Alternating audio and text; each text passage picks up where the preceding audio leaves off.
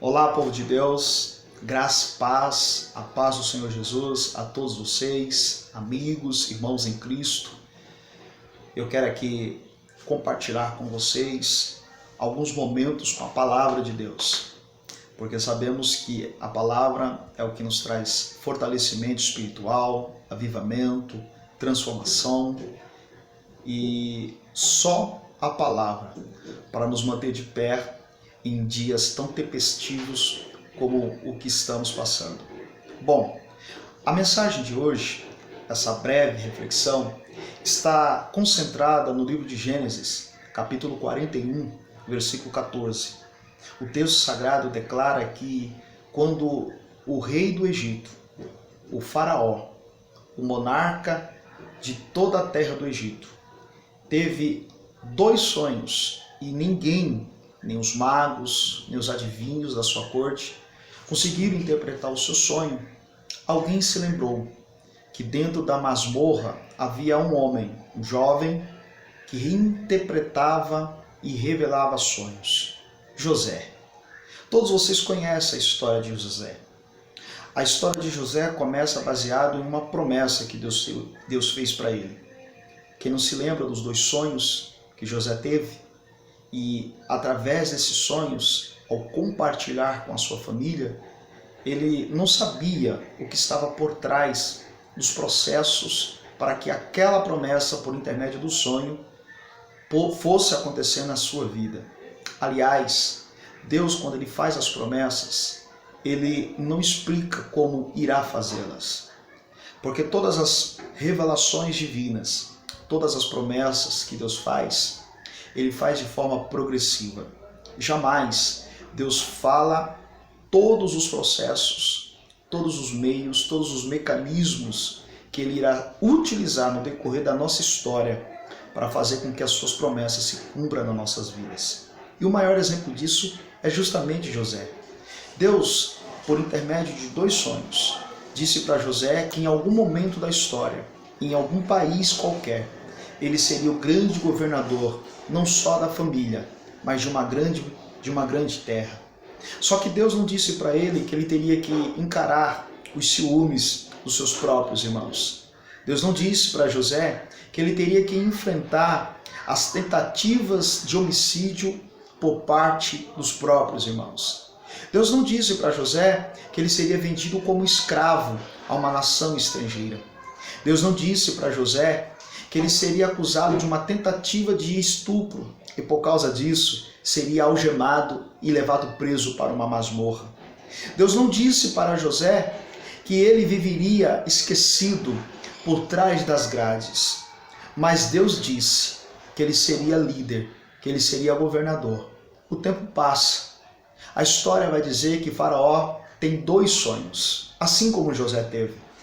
E ninguém da corte egípcia conseguiu interpretar os sonhos de Faraó.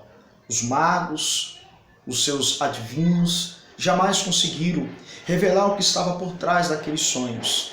Até que um dos que estava com José na prisão lembrou-se que dentro daquela cadeia, José interpretava sonhos. E José é chamado para estar diante de Faraó. E aqui entra o texto de Gênesis 41, versículo 14, onde declara que José é chamado para estar diante de Faraó. Só que antes de se apresentar a Faraó, ele muda suas vestes. E o detalhe que chama atenção, José se barbeia. José barbeou-se. E eu vou resumir essa mensagem baseada em um tema. Quebre o protocolo. Justamente no ato de José se barbear. A mensagem que eu deixo aqui para vocês que estão me assistindo, seja pelo Facebook, seja pelo YouTube, é: quebre o protocolo. Como assim? Preste bem atenção. Dentro da cultura egípcia, só havia um na terra do Egito que poderia usar barba. E a barba, dentro do território egípcio, era sinônimo de autoridade. Só o rei, só o faraó poderia usar a sua barba. E ali aquela barba em Faraó era símbolo de autoridade.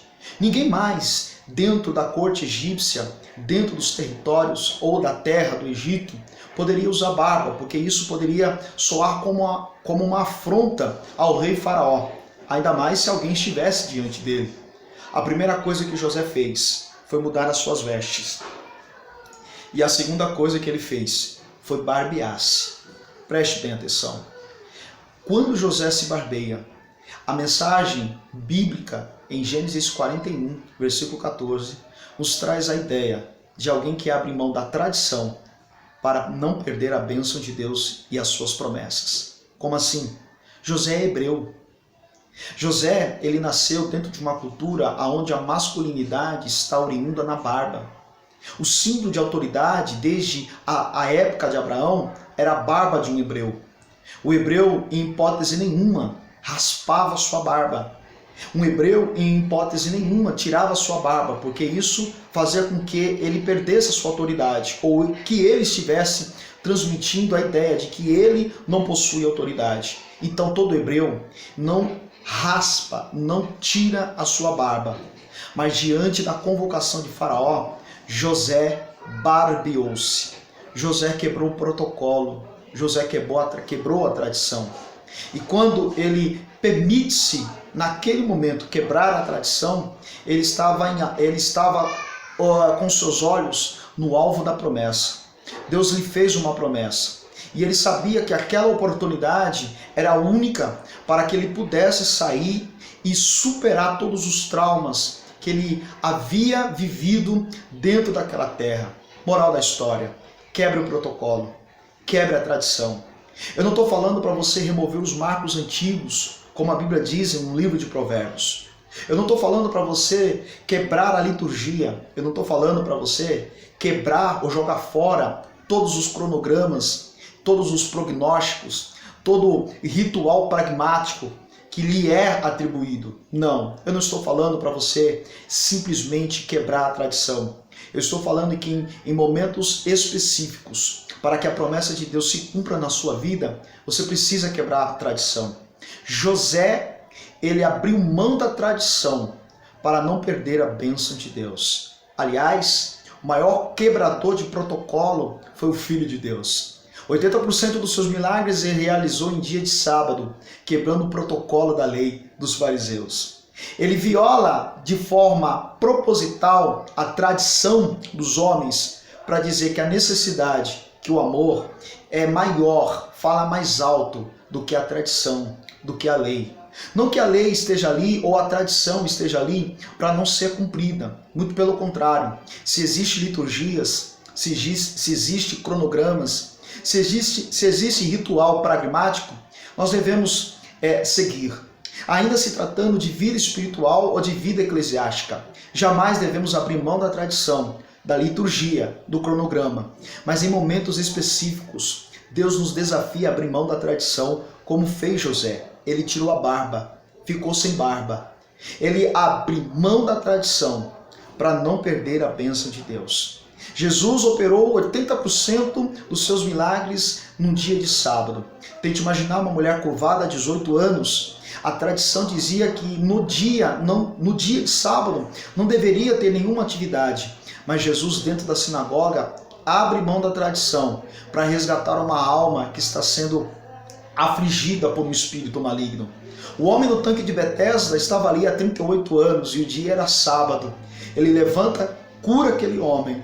E a mensagem que temos é: eu não posso deixar esse homem, esse filho de Abraão, mais um dia, mais um sábado, mais um ano, porque a tradição diz que não devo fazer isso. Muito pelo contrário. Ele pega aquele homem e diz: vá, leve a sua cama e anda. A mesma coisa eu posso dizer também quando ele esteve dentro de uma sinagoga, onde ele estava ensinando e alguém estava ali com a mão mirrada e o dia era sábado. Ele chama aquele homem para o meio, cura aquele homem no meio da sinagoga, no meio do seu púlpito, no meio entre os fariseus. Mas todos ali condenaram. Mas Jesus abriu mão da tradição para colocar um homem em liberdade emocional, liberdade física. Saiba de uma coisa: o maior quebrador de protocolo foi o próprio Deus. Ele se humilhou, se rebaixou à condição humana. Ele abriu mão dos seus atributos. Ele abriu mão da companhia do seu Pai. Ele abriu mão da companhia dos anjos para se inferiorizar-se com os homens, para saber o que os homens sentem, para sentir os dramas humanos, as dores humanas. A Bíblia diz que Jesus chorou, quebrou o protocolo. Deus é conhecido no Antigo Testamento como El Shaddai, mas no Novo Testamento ele chora, ele anda, ele transita entre os homens. Eu prefiro andar com Jesus, que deixa a multidão e vai atrás da prostituta, do que viver em uma tradição aonde você não pode fazer isso, não pode fazer aquilo. Repito, tradições devem ser mantidas. Os marcos antigos não devem ser removidos. Mas, em se tratando da presença de Deus, se tratando de promessa de Deus, faça um esforço, abra mão do protocolo, se barbeie e vá até a presença do Rei, porque o Rei tem bênçãos para a tua vida. Que Deus abençoe a sua vida. Forte abraço, até o próximo episódio.